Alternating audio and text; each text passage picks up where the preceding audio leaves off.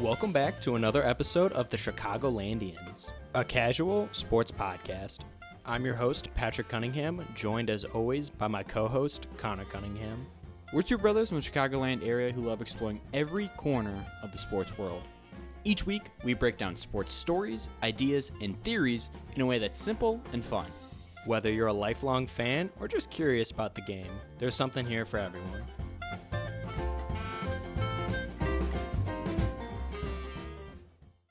Welcome back to the Chicagolandians, a casual Chicago sports podcast. I'm your host, Patrick Cunningham, joined as always by Connor Cunningham.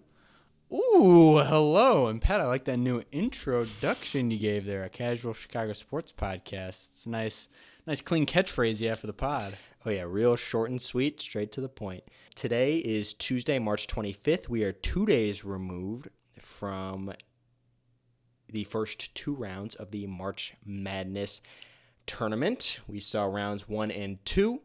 Our brackets had some good picks, some bad picks, some busted. Ups and downs. They're a lot of busted, brackets Pat. are Just busted. say it. One half of the Chicagolandians bracket is absolutely in ruin. The other one, surprisingly, doing pretty well, despite someone's track record of usually having terrible brackets.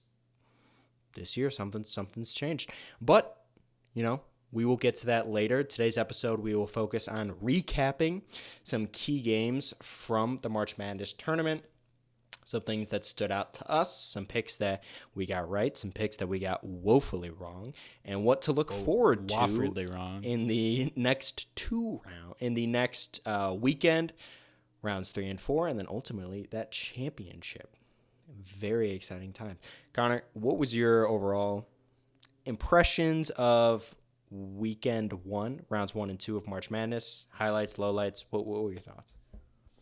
Yeah, I don't want to make this podcast about me. It's never just about me, obviously. We know that. We have listeners. I have another co-host on this pod. But I just want to say an absolute travesty occurred in Knorr's picks, number 1. My bracket absolutely in shambles.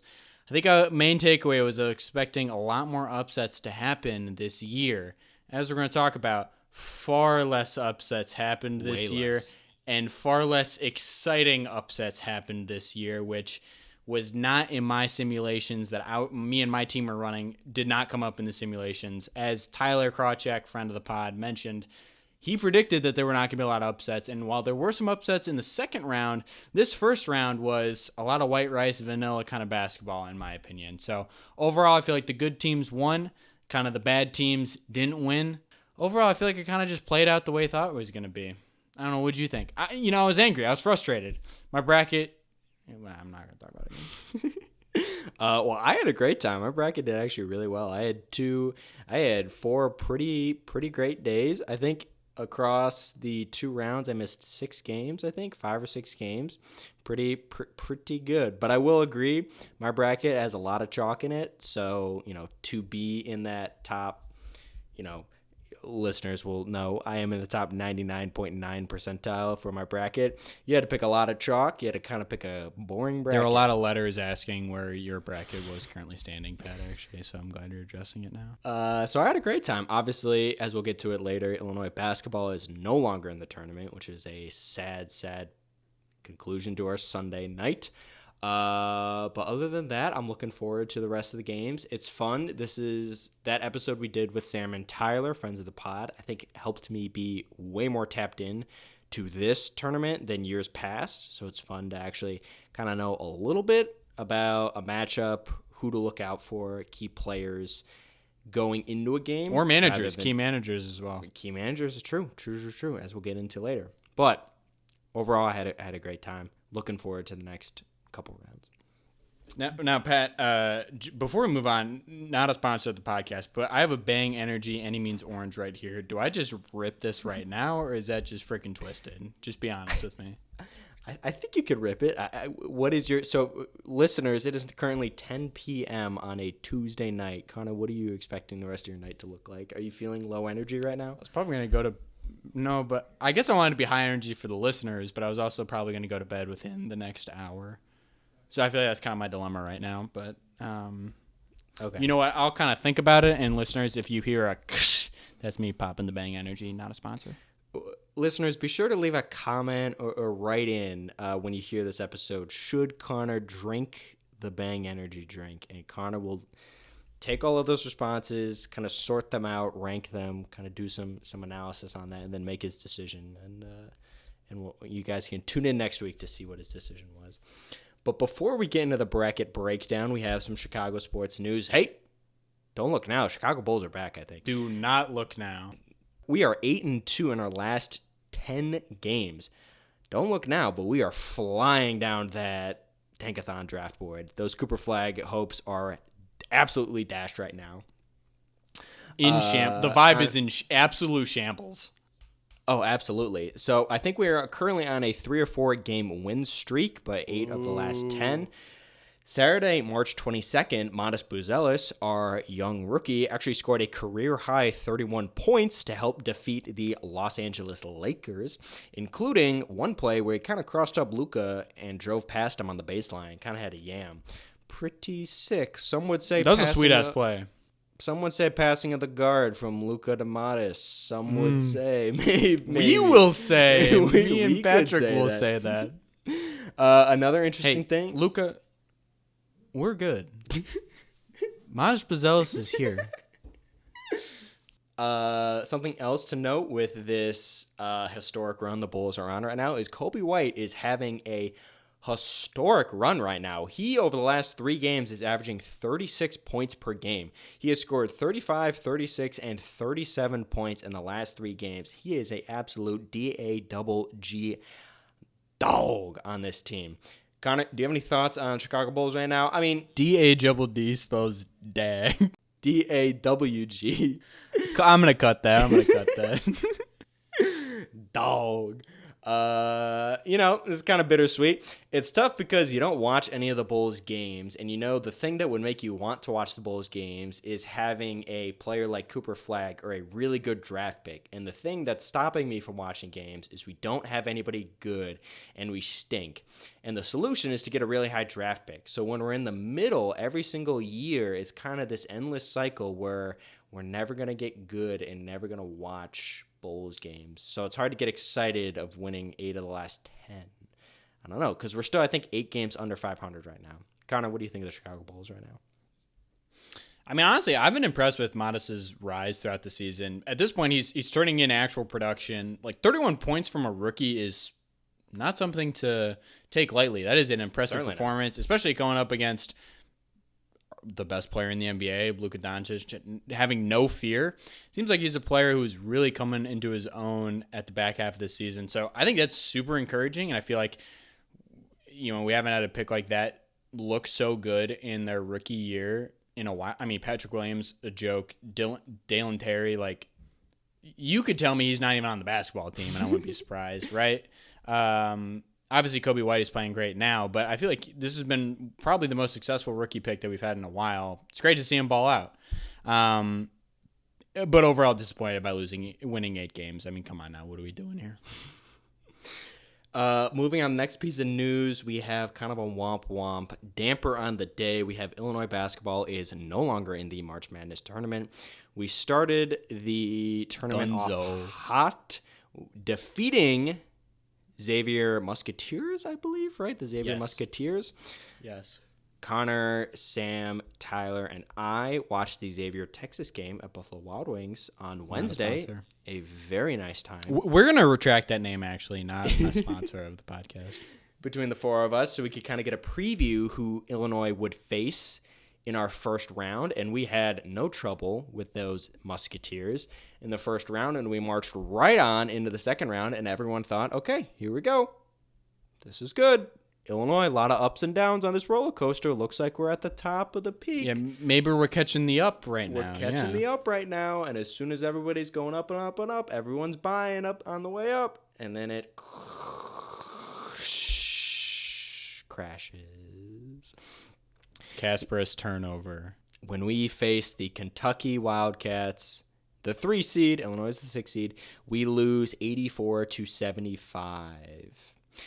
This was a very disappointing game. The whole time, Connor and I were listening to it on our way back to Champaign on the radio, and, it was rough the whole game. First half. It was hard for me to not just careen off the road into a ditch in frustration.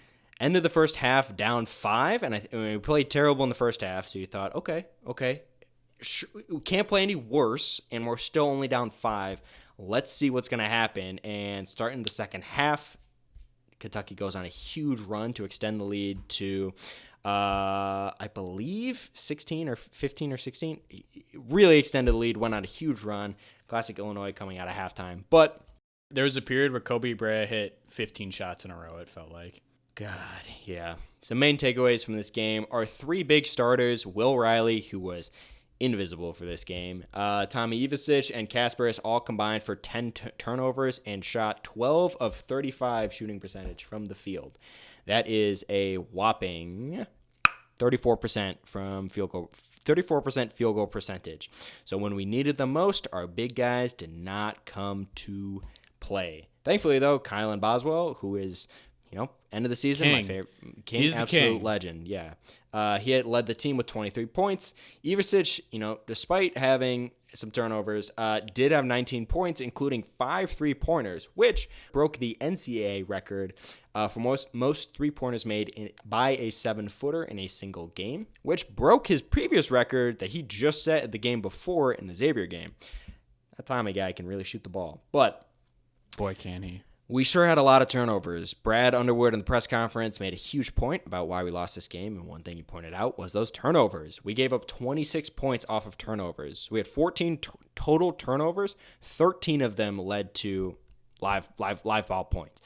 It's hard to win a game. You can't have that. Hard to win a game like that. Yeah. It's just. It's sad. This is the last big Illinois sports thing that Connor and I are going to watch before we graduate. Illinois football ended on such a high note with that South Carolina game. But, inherently the structure of the basketball tournament versus the football, you don't really have consolation prizes in basketball. Only one team's going to be happy at the end of the season compared to football, where you could still be happy coming out with a good bowl win. But this just leaves us bad taste in the mouth, and it's sad, and it raises a lot of questions for what this team is going to look like next year. Who is going to stay? Who is going to leave? A lot of things concerned. Obviously, yeah. Problem with the NCAA tournament, you hit on it. There's only going to be one team that's happy. You knew that this was probably going to end in disappointment eventually. That doesn't mean that you can't be upset about a round of 32 exit. I think that a lot of questions are now being asked about Brad Underwood as a head coach. We'll talk about it a little bit later, his performance in March. But I think overall, this is kind of what you expect, how you expected the season to end. The whole season, we had seen how we were such an up and down team. And the plan or the hope that we had was that come March, we could just string 6 up games together. And we were up against Xavier, very down against Kentucky. It just felt like a very disappointing game where, as you said, our biggest players didn't come to play. Kasparis, I felt like, was turning the ball over, dribbling it off his feet, just having a complete lack of awareness throughout the game. I mean, that turnover he had at the very end of the game where he just had the ball in the backcourt and the Kentucky player just stole it from behind him. And it's just like, when you need it, I know he's a lottery pick and I know he's an extremely talented player, but man, I don't think there's a more frustrating player to watch on the team. It was disappointing to see Will Riley play as well. So many points at the beginning of the season where you felt that there's so much promise, and just to see this team deteriorate into this up and down, live and die by the 3-pointing and live and die by our shooting percentage was so disappointing. And I feel like this is just such a fitting end of the season that you kind of expected to come. And now, correct me if I'm wrong, I was not as tapped into Illinois basketball last year, but I felt like going into the season last year, we did not have a ton of we didn't have crazy expectations going into this season, right? But the team, as we grew, seemed to get better and better and better, and then come March, absolutely peaked, and put it all together in March and made our Elite Eight run. And now it seems like, I feel like we came into this season with a huge promise. Will Riley was the highest recruit in Illinois history, or like in Illinois since like D. Brown, I think. A huge recruit. We had so many expectations, and the whole season was just so up and down. And then it ends in such a disappointing fashion. Yeah. Illinois will end the season 22-13, 12-8 in Big Ten play. Now, I will say this is our 5th consecutive NCAA tournament appearance under head coach Brad Underwood, which... Read that next stat, Pat. Read that next stat. Okay, so 5 consecutive NCAA appearances. We have only advanced to the Sweet 16 once in 5 years, which we'll get to later. There was a lot of criticism from Calipari in Kentucky for having the exact same stat line, only getting to the second weekend once in the last 5 years of his career.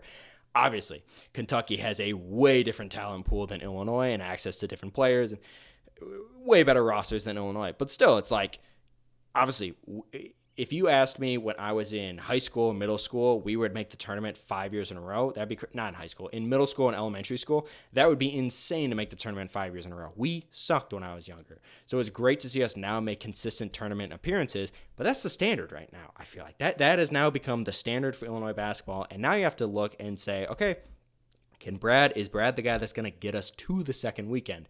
And what is missing if we believe he is that coach that can take us to the second weekend? And further, what is missing from our roster construction or just the whole team that is limiting us to actually getting there? I don't know.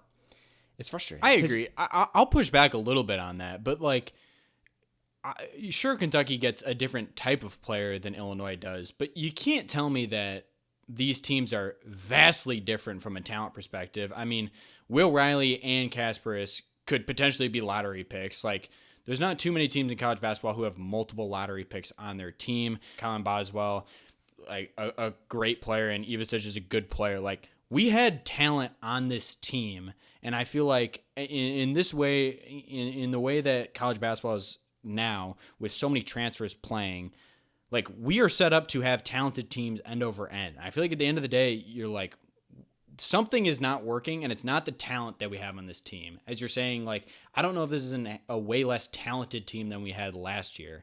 I just feel like there's a different source of problems that's coming for Illinois basketball right now.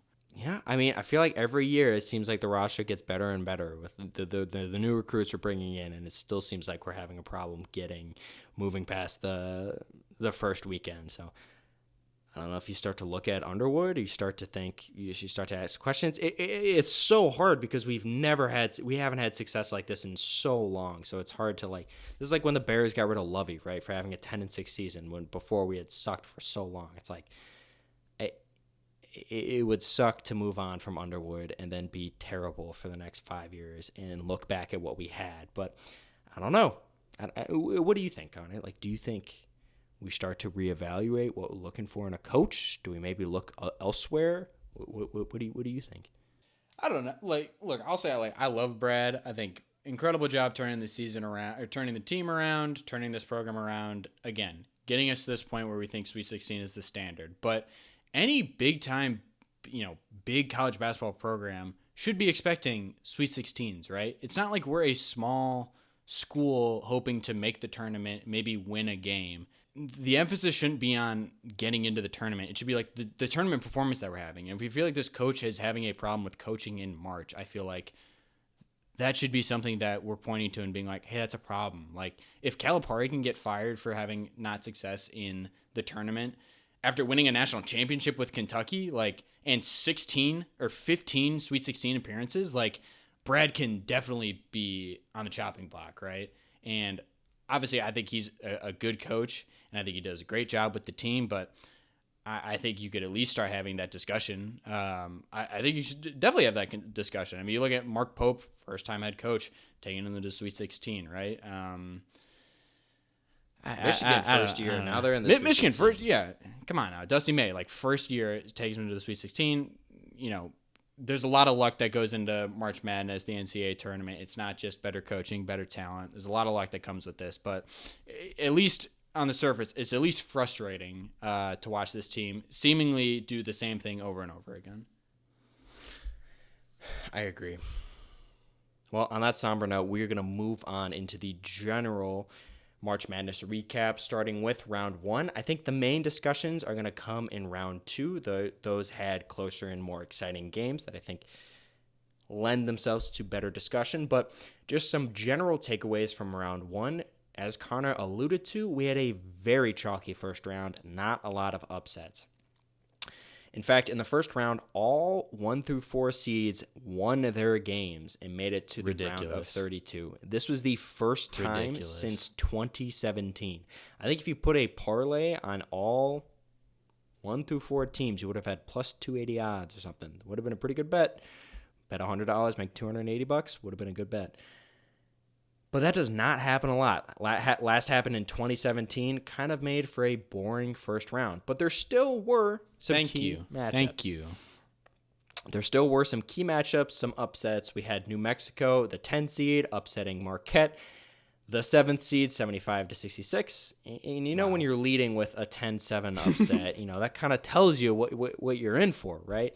We had Colorado State. Now, this was the biggest upset. Upsets Memphis, 78-70. Colorado State was a 12 seed. Memphis was a 5 seed.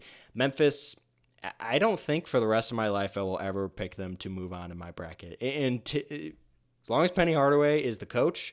I was just looking at him on the sideline. I think, you're a bozo. You're a bozo. Cannot pick those guys to win a game in March. From the evidence that I have seen, those guys are the least clutch team in March. Drake, the number 11 seed, upset Missouri, the 6th seed, 67-57. Bennett Sturts had 21 points and 4 assists. Oh, and this is some breaking news to me. He will follow head coach Ben McCollum to Iowa next season. Connor, this is news to me. Wow, this is news. This is news that exciting. I have seen. Yeah, very exciting. I think that's pretty exciting. Maybe less exciting for us being Illinois fans, but yeah, so Ben McCollum, the Drake head coach, is going to go to Iowa, and Bennett Sturts is going to follow him. So, for a guy to go with no Division I offers coming out of high school and to now be playing in, his hometown team, I feel like that's pretty exciting for Bennett Sturts. Ball out in the tournament and just get a chance to play. This whole thing with the transfer portal and the tournament and being able to perform in front of everybody, you don't see this like in football where it's so common now for like these elite teams like Duke or Kentucky or these blue blood teams to have players that were playing in smaller schools just a year ago, but they were able to perform really well in the tournament, or they're just kind of these diamond in the rough players that are given this platform to succeed, and then in the offseason they're able to transfer way easier to these elite programs instead of being trapped for 4 years on a team like Drake. Drake's obviously a great program, but it's not as big of a stage as Iowa, obviously, right? Yeah. Call a spade a spade. It's Drake. Come on now. Exactly.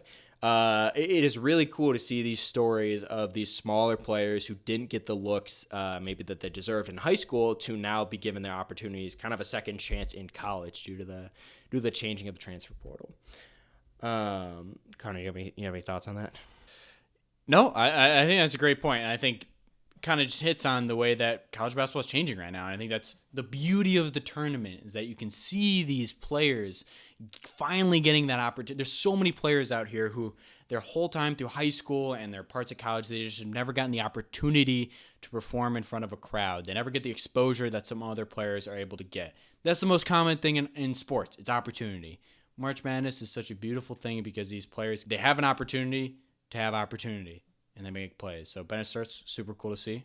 Loved it. Now, real quick, Colorado State, 12, upsetting Memphis, is an upset. Listeners will remember that Colorado State was actually favored in that game. So true. That big-time upset maybe wasn't really an upset. But no, Pat, I'll bounce pass it back to you. True, good point.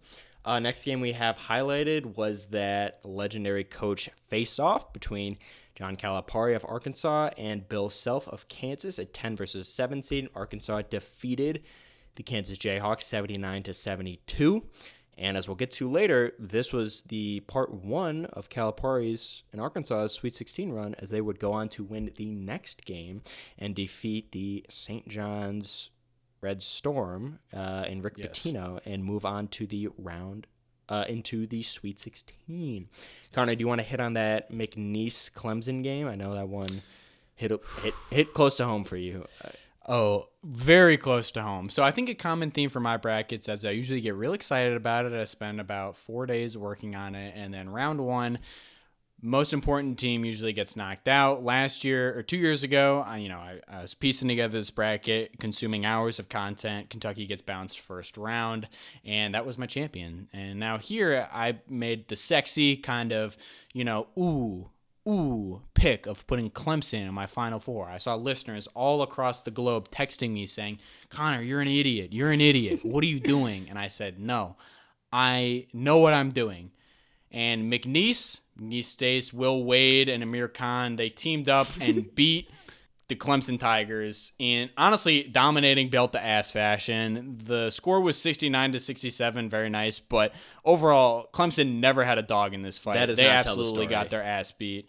It was not close the entire game. It felt like Amir Khan was just walking around with the boombox metaphorically on these guys the entire game. It was so embarrassing to watch.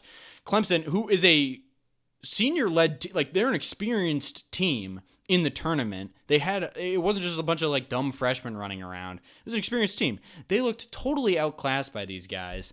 And the most frustrating thing, McNeese wasn't even playing that well. They weren't taking that great of shots. They weren't even playing great basketball. Clemson was just playing the worst basketball. And then they decided to turn it on at the end, make it a close game so that people in the future, history won't remember that they absolutely got pantsed by a team named McNeese. But, overall, McNeese, what a fun story. Will Wade, this is his last game for McNeese, the Cowboys. He's going to go head to NC State next year. Reports, this is still kind of unofficial news, but it's likely that Amir Ora Khan is his last game as well. He will follow Will Wade to NC State. A lot of reports about some NIL deals coming for him. We shot some offers his way as well. Yet to hear back from his team there. But, overall just an exciting thing to do. I will say, before I picked Clemson, I did not see that Amir Khan video. I think if I had seen that video, I would have changed my bracket to just reflect that kind of energy or aura a little bit differently. But overall, what a fun story. McNeese beating the shit out of Clemson. Truly. Now, I believe, watching a Barstool interview with Amir Khan, I thought he said he went to college for 2 years and then has now been working for McNeese for 2 years. So is he going to have a fifth year of eligibility to move on to be a manager at NC State? Or is he going to pursue a master's degree to continue coaching? Or is he, can you Dumb question. Does he need... Why does he need eligibility? He's working for the team, right? That's true. Isn't he? That's true. Well, maybe I don't know the difference. I probably don't know the difference between a manager and a different. Maybe it's a different level than manager or something. But I don't know. What are we talking about here? That's true. I guess you probably don't need to be a player. I mean, coaches obviously aren't students at the college, right? Obviously. What? Yeah. Well, that'd be interesting. Okay, so Connor, what if we see Amir Khan next year, kind of sitting up, maybe not behind the players, but alongside the players? He's got a then jersey suddenly on. he starts holding a clipboard, or a jersey. Okay, yeah. No, I like your idea more. Sorry, Pat, I cut you off. What were you gonna say? Oh no, I was gonna say, Connor, you hit on it too. McNeese in that Clemson game didn't play great basketball, but they were just crazy athletic, playing super aggressive, bouncing all over the court, up and down. A lot of steals, a lot of fast break points. But a lot of aggressive basketball that Purdue in the next round was able to handle very easily. McNeese did not look good in the first round, and they looked way worse in the second round, and Purdue beat them handily. 76-62 does, again, I guess 14 points. Purdue dominated this entire game. McNeese was pretty small. They had no answer for Braden Smith or their big TKR. They got absolutely smacked. And emotional last game for Will Wade as he moves on to NC State. Now, Connor, did you feel any... never mind. I was going to say something more about it. No, what were you going to say? Did I feel regret when I saw my Final Four team getting destroyed at 1 p.m. in the first day of March Madness? Yes, I did feel regret. I felt like the biggest idiot in the world. I felt like when we filmed this podcast last week and Sam and Tyler were laughing at my bracket predictions, I thought, just you wait. Just you wait for Wofford and Montana to both win. Clemson to make a Final Four berth. Just you wait. And then I woke up literally 24 hours later and I thought, I am the biggest clown in this entire circus. Yeah, I know it's not listed on the doc, but Wofford, ass kicked. Montana, ass kicked. Money Williams playing like a freaking dollar bill. Oh my God. Kai Johnson couldn't get into foul trouble fast enough if he was sprinting towards foul trouble. Wofford playing like they didn't even want to be there. Utah State, I mean, UCLA, we watched them all this whole season, thought they were trash. Utah State looked even worse. I know Sam said fade the Mountain West, but holy cow. I just thought, okay, maybe they don't know what they're talking about. And my bracket, listeners, I'm in the 20th percentile right now in all of brackets. Let's put a number on that. What is the 20th percentile? I think 19 million. I think 19 million. There are 19 million brackets made better that are better than mine. It's an embarrassment. It's embarrassing. And it's hard for me to walk. It's hard for me to walk out of my room every day and look at Sam, Tyler, and Pat and talk about basketball without feeling the need that I am a Neanderthal. That's all I'm going to say about round one. That's all you have to say. Okay. I'm going to leave it at that. On the opposite. One more thing. How did McNeese... There were bad vibes written all over them after Will Wade, before the game even started, news broke that he was going to NC State. How is that not putting them on bad vibes watch? They know that their coach has been flirting with another team. The whole Ben Johnson thing. He didn't say he was going to the frickin' Bears before their playoff game. He kept it on the down low, right? It would be weird. God. All right, that's it. Well, I just wanted to highlight my first round of 64, I missed uno dos tres. I missed just 3 games. I missed that Kansas-Arkansas game, John Calipari. I missed the Louisville-Creighton game. That was the first game of the tournament, and we knew right away brackets were in trouble when we saw that first Elite game. 8 team, gone. Elite 8 team, dunzo. Ryan Kalkbrenner said, nope, Connor, not this year. Wait till next year, buddy. Literally the first game.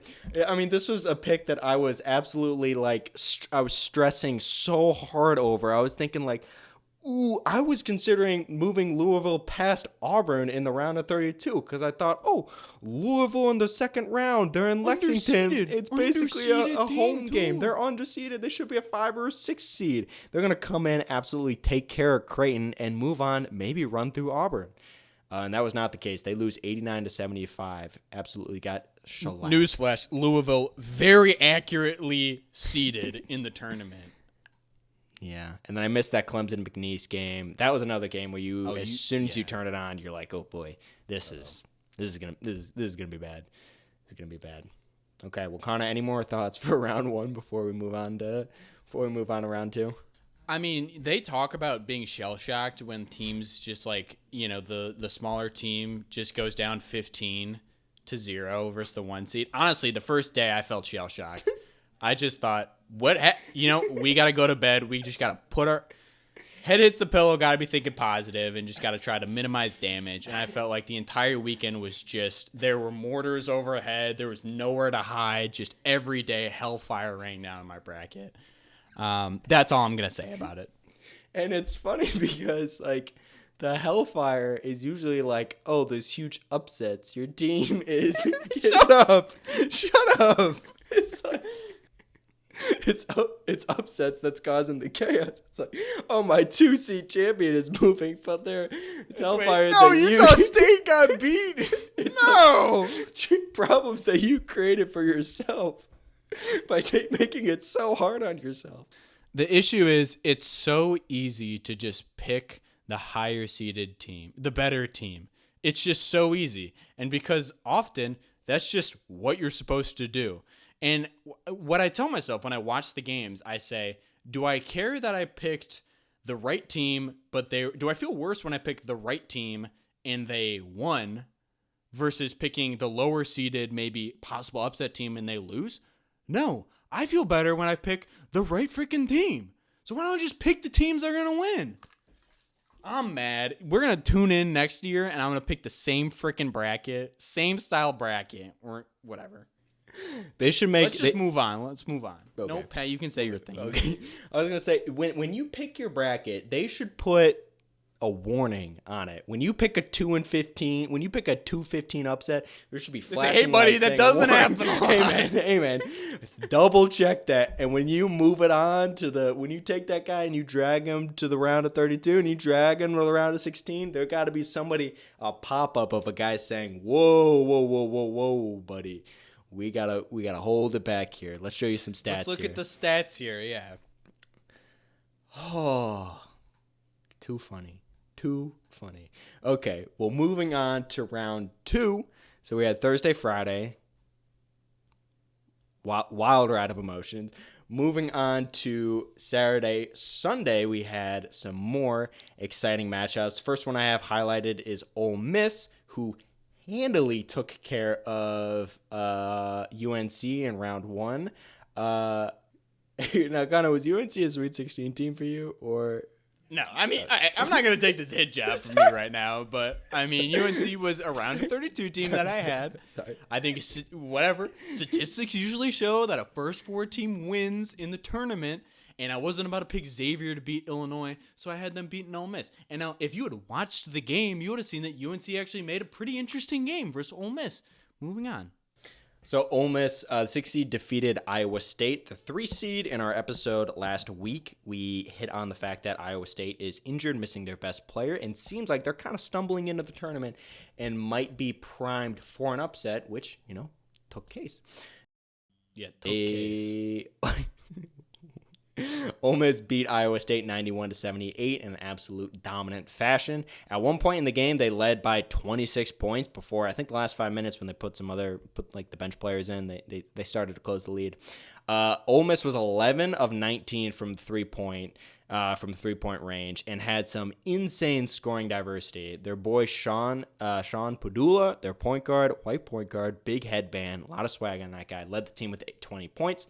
They had another player, Jamin Brakefield, at 19 points, Malik Dia at 18, Matthew Morrell with 15, and Jalen Murray with 11. A lot of diversity on those points scoring. They will move on to face Tom Izzo in the number 2 seed Michigan State Spartans. And this is the first time that they've advanced to the Sweet 16 since... Hey, you're talking a lot about diversity right now. I feel like it's kind of a difficult thing to talk about in this day and age. And that's all I'm going to... We can move on, but that's all I'm going to say. And Ole Miss will advance to its first Sweet 16 appearance since 2001.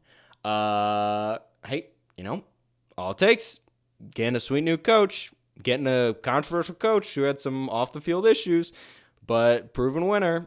Get a guy like that. Pat? How about that, Pat? You get Chris Beard, Sweet 16. You make it work. You say, hey, we put a new coach. One head coach with a potential domestic violence case away from making a Sweet 16 appearance. I don't know. But guess who had that game? I had that Iowa State Ole Miss game, and I have Ole Miss in my Sweet 16. I have them losing to Michigan State Spartans. We'll see what happens. Next game we have up was an absolute nail-biter between Florida, the 1 seed, and UConn. This game ended 77-75. This was the first game of Sunday, I believe.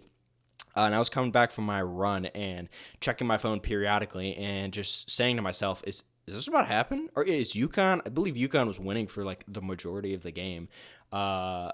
Just for reference, Florida was my champion. Didn't even check the score of this game until the last 4 minutes of the game. That's kind of where my mental was at. Back to you.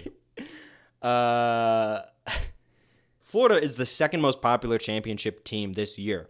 So to have them lose in the round of 32 would have been huge, especially it would have made waves. Connor, would you want to go into this Florida versus UConn game? You have a lot of great notes here. Connor, do you want to hit on your notes? Yeah, for sure. So UConn, the 8 seed, obviously back-to-back champs. We have in the notes here, Dan Hurley is a bitch, but you can't deny he's a great head coach. I think overall that became apparent in this game, despite having a less talented team. Still was super competitive against Florida. They played their style of basketball and kind of forced and slowed the game down into Big East basketball against Florida. But Walter Clayton Jr., that dude is a bad man for Florida. He hit 2 enormous threes at the end of the game. Alex Condon, the Australian big dude that they have for Florida, also had some great free throws as well.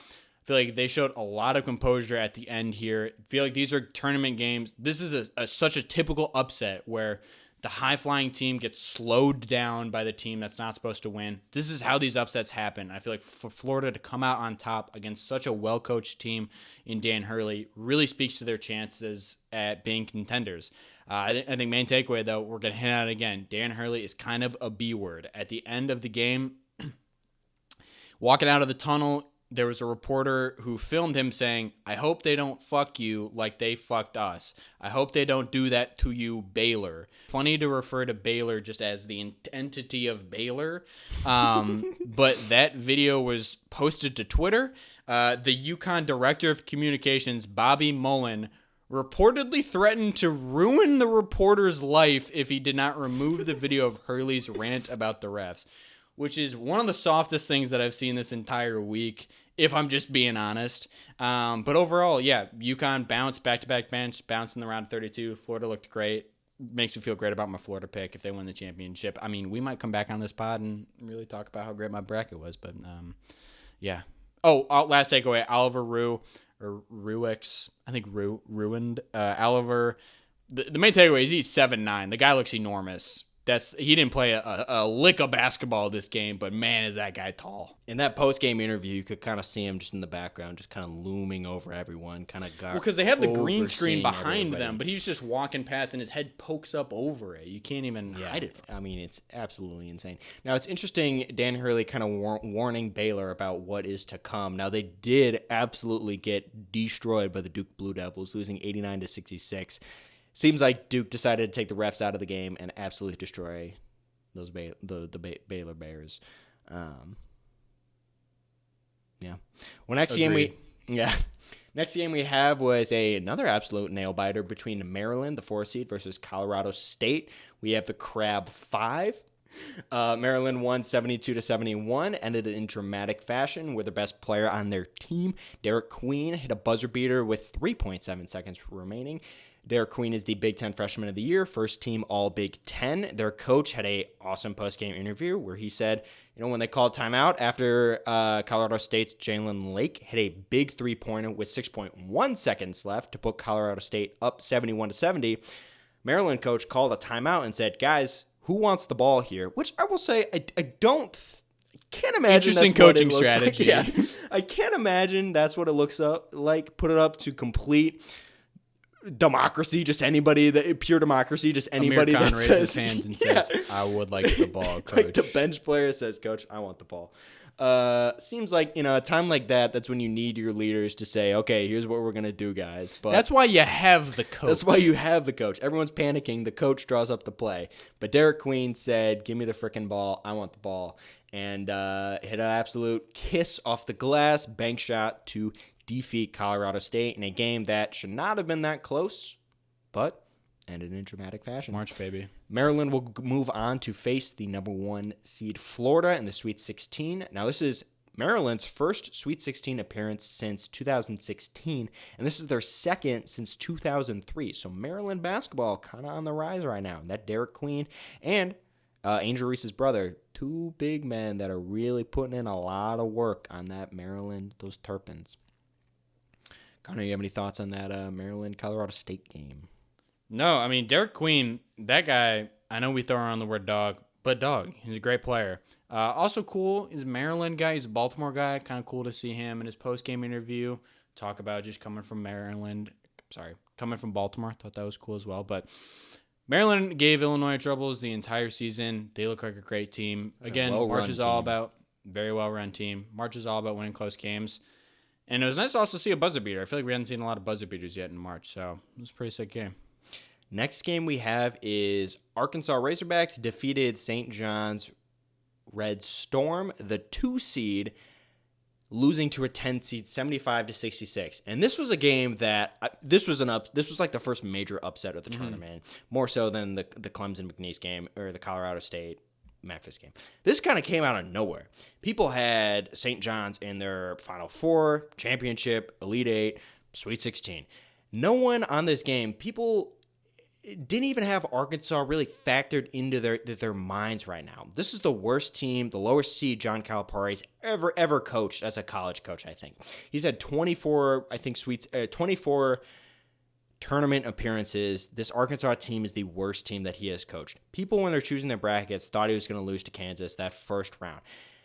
Regardless, they thought whichever team makes it out of that is for sure going to lose to this incredibly physical, talented, defensive-minded team coached by one of the best coaches in the tournament, Rick Pitino.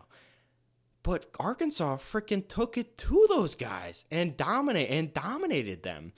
Connor has in the show notes, this was Pitino versus Calipari, two absolute mob bosses going at it. Now, Rick Pitino, he's kind of a vampire mob boss. He looks insane. That dude's cheeks are getting like tighter and tighter and tighter and tighter. That guy needs to eat a cheeseburger or something. He is looking scary. This is Calipari's 16th Sweet 16 appearance. He has now taken 4 different teams to the Sweet 16, including University of Massachusetts, Memphis, Kentucky, and Arkansas. Now, as we said before, John Calipari caught a lot of flack for not taking Kentucky to a Sweet 16 since 2019. He went 5 years without taking them to the Sweet 16. In the last 5 years at Kentucky, he only made it to the second weekend one time. But now, in this seemingly way worse Arkansas team, he has had some surprising success. Team has peaked suddenly in March. Even at the start of the season, they started 0-5 in the SEC. Had pretty low expectations going into the season, and now, despite all odds, are starting to peak right now. Connor has pointed out here that St. John's best player, RJ Lewis, who was the Big East Player of the Year, was benched in the final minutes of the game. He only went 3 for 17 from the field, 0 of 3 in three-point attempts, and unfortunately had to delete his Instagram due to harassments following the game, probably due to sports bettors, which has become a bigger and bigger problem this tournament, and something that I feel like you knew happened in the background in years past, but now has really come to light, and really a dark side of professional sports, a dark side of collegiate sports and professional sports, and it's kind of sad. It is very, very, very, very sad to see. But Connor, what are your thoughts on this Arkansas game? Well, so I'll say the NCAA had that cross the line ad that they were running for every game, and the first time I saw that, I thought, yep, you did it. That's gonna solve it. You figured it out. It's not the constant FanDuel and DraftKings ads that are running on literally every sporting event. It's the lack of advertisement that you're doing saying, hey, don't harass the players. No one deserves to receive these threats, but you kind of thought, well, what the hell did you think was going to happen after literally shoving sports betting down everybody's throats? You can't consume sports anymore without having sports betting put in your face at all times. But yeah, RJ Lewis obviously had a bad game. Happens. Players have bad games. I think commentators talked about being surprised at putting your best player on the bench at the end of the game in prime time. Me personally, I'm not a basketball coach, but I agreed with it. I know the announcer said, I don't care if he's 1 for 30, 1 for 31. You need your best player out there. I feel like sometimes it comes to time, especially in college when players are not as mature as they are in the NBA. If a guy is just off that day, it can be really hard for them to come back and contribute. I didn't have a problem with it in the postgame. Rick Pitino was asked about why he benched him, and he was good in defending RJ Lewis as well. He said, I'm not going to bash one of my players. You know why he was benched. Don't ask leading questions, which I thought was commendable as well. But overall, I feel like you were kind of wondering about St. John's offensive production the entire season. But you still were kind of wondering, is their offensive production going to come back and bite them? And this clearly did, right? They fell behind, just weren't able to put up the points, especially with RJ Lewis not being able to produce. But overall, Arkansas looking great. And I know they're finally healthy now. I feel like they're playing strong basketball right now with a coach with experience and a somewhat talented and healthy team. I think they could maybe possibly make a push for the Elite Eight. I don't see why not. Yeah, we'll see. They will move on to face Texas Tech, Red Raiders, the number 3 seed, who I have as my runner-up in the championship. So, fingers crossed those guys do not defeat my Texas Tech Red Raiders, but we shall see. Last game we will highlight is BYU defeated Wisconsin, 6 seed defeating the 3 seed. BYU absolutely dominated for most of this game, led for most of the game. Right at the end, it got very close, all thanks to John Tonje of Wisconsin, who had an insane 37 points. He absolutely dominated today, and it came down to a John Tonje buzzer beater that unfortunately fell short. This will be BYU's first trip to the Sweet 16 since 2011 with Jimmer Fredette. Jimmer Fredette was actually in attendance with this game. And they will face off against the number 2 seed Alabama in the Sweet 16. Connor, do you have Alabama in your Sweet 16? Do you have BYU, or do you have any stakes in this game? That was not supposed to be a joke. Do you have?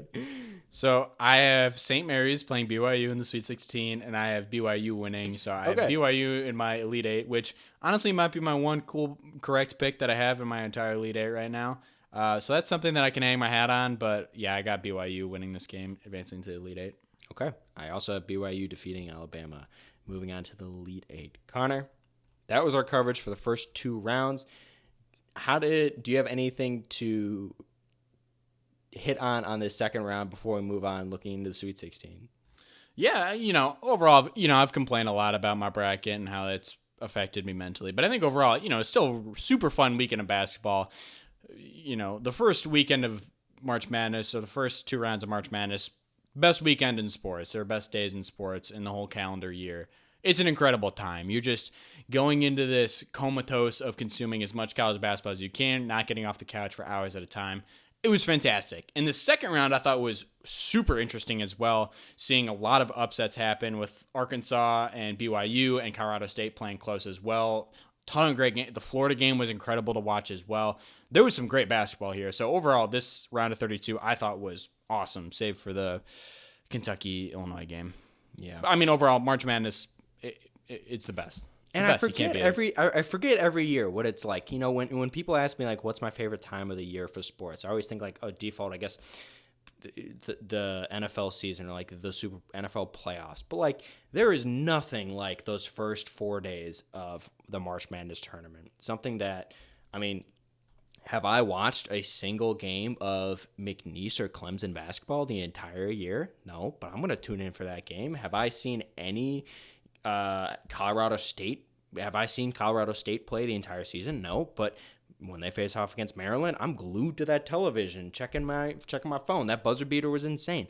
There's something about it that is just so fun to watch. Okay, but moving on, looking ahead to the Sweet 16, some main takeaways. All those 1 seeds, all of them remain. Nobody got bounced in the round of 32 or the round of 64. All 1 seeds will advance to the Sweet 16 for the second year in a row. So that happened last year also, and it also happened recently in 2019 and 2016. So, has happened 4 times in the last 8 or 10 years, right? Doesn't happen all the time, but again, speaks to the idea that kind of a slow, a more chalky year, maybe a less exciting year, but I would say maybe it's going to lead to better basketball down the stretch. You got a lot of the great teams on paper moving on to the tournament. We'll see if that leads to some great basketball. Next point we have is the Duke Blue Devils look absolutely unstoppable. They have won their 2 games by a combined 67 points, led obviously by freshman sensation Cooper Flagg. The main event. Whose injury concerns seems to have completely disappeared. He got injured in the ACC tournament, rolled his ankle, and now seems to be playing like he has 2 wonderful working ankles with incredible ankles. Yeah, nothing, no flaws. In his first game, he had 14 points, 7 rebounds in 22 minutes versus Mount St. Mary's. In that second game, he played a little bit more and had 18 points, 9 rebounds, and 6 assists. Against Baylor. Those Duke Blue Devils will go on to face Arizona, who played a very close game against Oregon. We will see. We will see how that game looks, but Duke looks absolutely unstoppable. Looks strong right now. I know Tyler mentioned the absence of Malik Brown, how that might hurt them. I think Malik Brown still is not playing right now, but man, Duke looks unstoppable. They're definitely contenders without Malik Brown. They look like the best team in the tournament right now. Seriously. We've hit on it extensively already, but John Calipari, after failing to get Kentucky to the Sweet 16 in his last 5 seasons with Kentucky, only actually winning 1 game in the tournament in his last 5 appearances, Calipari will now move on to the Sweet 16 with a 10-seed Arkansas, with his lowest seeded team ever in his 24 tournament appearances. Absolutely insane what is going on with Arkansas right now. Next thing we have on our list, SEC continues to dominate. We said last episode, SEC set a record with, I believe, 14 teams entering the tournament. Only 2 teams from the SEC did not make the tournament this year. And with those 14 teams, half of the teams, 7 teams, advanced to Sweet 16, breaking the previous record set by the ACC in 2016 of 6 teams. The SEC continues to dominate in basketball and showed up strong for the first 2 rounds of March Madness. And Connor, you have noted here that the bracket seems to have opened up to Florida to make a Final Four run. Florida, as we said before, will now face off against Maryland and potentially face the winner of Texas Tech and Arkansas. So if they face Arkansas, I mean, it's looking pretty good for a Final Four run. Chomp. We will see. And our final point we have here is just the lack of Cinderella teams in this tournament, in the Sweet 16. This is the first Sweet 16 since 2007 without a team higher than a 10 seed. Sad. It's sad times. A lot of chalk in this bracket. Disappointing. Somebody has written in here that is sad. Just blow up my spot. Clearly, Connor's bracket suffered because of this, and yeah. I think it's not wrong to believe in something. I think inherently it's beautiful to believe that something magical can happen in a month-long period or a 4-day period. And am I upset that something magical did not happen? Yes. But looking forward in the Sweet 16, we've got every single one of these matchups I'm very, very excited for. That Texas Tech Arkansas game has now become incredibly exciting. I mean, you've got John Calipari facing off against Texas Tech. Will Calipari move on to an Elite Eight? I mean, that'd be pretty exciting to see. That Florida-Maryland game, I'm very excited to see. You know, Florida gave you a little bit of a scare in that UConn game. Will Derek Queen be enough? Will he be too much for Florida Gators to handle? I don't know. Ole Miss is looking absolutely unstoppable right now, and they're facing off against Michigan State, who was kind of thrown off in that New Mexico game. They were losing for a majority of the first half. That game, I think I'm really looking forward to that game. Auburn, Michigan. Auburn struggled in the opening half of the Alabama State game, took care of business in that Creighton game. Michigan has had a tough game against UC San Diego, but then handled business in Texas A&M. That's going to be a great game. Duke looks absolutely unstoppable. We'll face off against Arizona, who overcame a 19-4 start to that Oregon game. What's going to happen there? We've got BYU, Wisconsin. BYU, the 6th seed, looking to move to the Elite 8 after causing absolute chaos in the bracket, defeating Wisconsin, dominating against Wisconsin. No, not dominating against Wisconsin. Beating Wisconsin for most of the game. Beating Wisconsin. They look to face off against Alabama. And we've got Houston, Purdue. Houston with a close game in the round of 32 against Gonzaga will face a Purdue team that looks like they're firing on all cylinders, absolutely handled business with McNeese. And then finally we have Kentucky, Tennessee. That Kentucky team looked pretty strong against Illinois, and Tennessee absolutely dominated against UCLA. We have 8 excellent games going on right now to look forward to this weekend. Connor, any of those games stand out to you? Something you're looking forward to? Yeah, games that stand out to me. I'm really excited for that BYU Alabama game, the Michigan Auburn game, and that Florida Maryland game. I think those are going to be 3 excellent games that I'm extremely excited to see. I think that Purdue Houston game, I think it's going to be close. Not super interested in watching that, but I think if I had to pick one game, it's going to be this Florida Maryland game that I think is going to be the most exciting. Also, just want to hit on it real quick. Michigan basketball. They're playing great basketball right now, and we have to mention the one player that's leading them right now. It's not Trey Donaldson. It's not Vlad Golden. We know him as Big Zuck, Big Mark Zuckerberg, Danny Wolf. As hairy as his arms may be, as weird as his face may be, he is an incredible basketball player. Big Zuck can play basketball, and I think Janai Broom might have some trouble with Big Zuck and the rest of that Michigan Wolverines basketball team. The way he moves, you would never guess that guy is 7 feet tall. He is so shifty. You would never guess he's the founder of Facebook either. I mean, he just moves incredibly. No. Absolutely. Well, that will do it for our recap of the March Madness tournament, first 2 rounds of March Madness. If you made it to the end of this episode, I want to say thank you. We appreciate your viewership. Tune in next week where maybe we'll cover Sweet 16 Elite 8 rounds. We'll see, depending on how this bracket goes. But if you made it to the end of this episode and you enjoyed this episode, please leave us a review on Apple Podcasts or Spotify or wherever you listen, and be sure to share it with other friends or family members who you think might also enjoy this. If you're interested in seeing more Chicagolandians content, you can find us on Twitter, Instagram, TikTok, and YouTube at Chicagolandians. We're putting out a lot of content, a lot of great content, 2 shorts every week, podcast on Wednesday. So very, very high quality stuff. But with that, we will leave you with resounding bear down. Bear down, baby. Thanks for listening to another episode of the Chicagolandians.